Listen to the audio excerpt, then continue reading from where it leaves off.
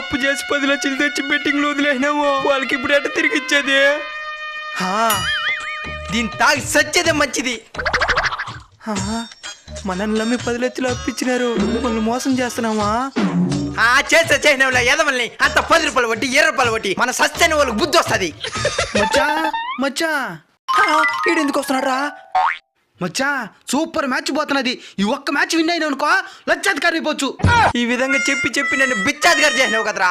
కరెక్టే సార్, పాపం ఫీల్ అన్నట్టున్నారు. గుమ్మడి మచ్చ నువ్వా, రుచికి ఎత్తేనే రస్క్ దొరుకుతుంది. నిజమే, కానీ రిస్క్ ఎత్తేది నేను, రసకు తినేది నువ్వు.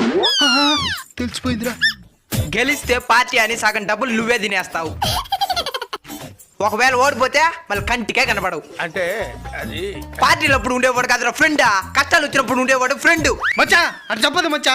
అసలు ఎందుకు తెలుసా నేను కష్టాలు వస్తే వెళ్ళిపోతానా? ఎందుకో? కింద కనబడుతున్న టైటిల్ మీద క్లిక్ చేసి పూర్తి వీడియోని చూడండి.